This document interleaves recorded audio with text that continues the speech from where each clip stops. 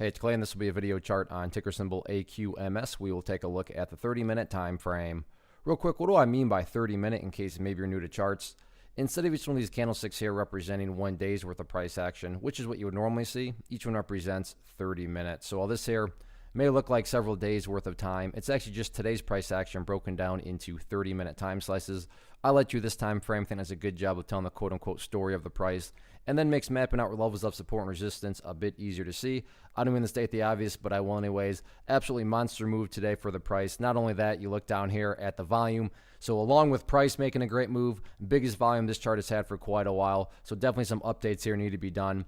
And I've done this analysis in the past. That's where these annotations are coming from. But the first thing I'm going to do is a little house cleaning, get rid of these lines down here. Sure, they still pertain. They're just not relevant anymore.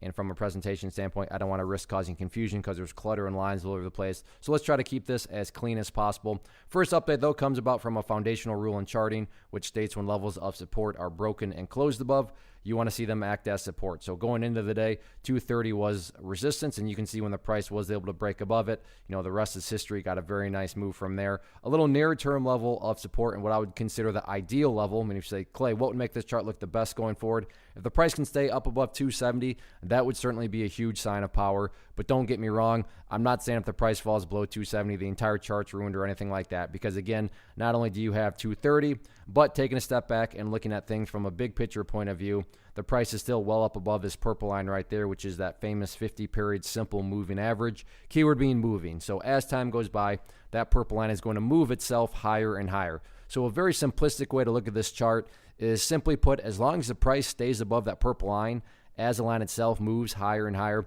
then the bulls are in full health. The bulls are in full control of the current price movement. And, again, preferably, stay up above 270. That'd be great. But from the grand scheme of things, as long as the price is above that purple line, bulls are 100% in control of the trend. What about areas of resistance? As far as that is concerned, the majority of the sellers seem to be hanging out right up here around $3.20. Yeah, I get it. The price went up above there a couple times. But for argument's sake, I think we can all agree that the main point of price congestion is right up here around 320. So that'll be public enemy number one going into tomorrow. All in all, though, keep on building higher bases. And as long as that's the case, the overall chart will take care of itself. So very nice move today. Still 3 days left this week. Let's see what the bulls have in store. One of the biggest questions I get is, hey Clay, how do you find the stocks that you trade? So what I've done is put together a free resource guide where I talk about the tools that I use to locate stocks that I find interesting and think may have potential. So if that sounds like something that could add value to you as a trader, then click on the image that is up on the screen right now and I will email you the guide. The guide itself is very short and to the point, and best part, it's completely free. Thanks for watching the video. Let me know if you have any questions.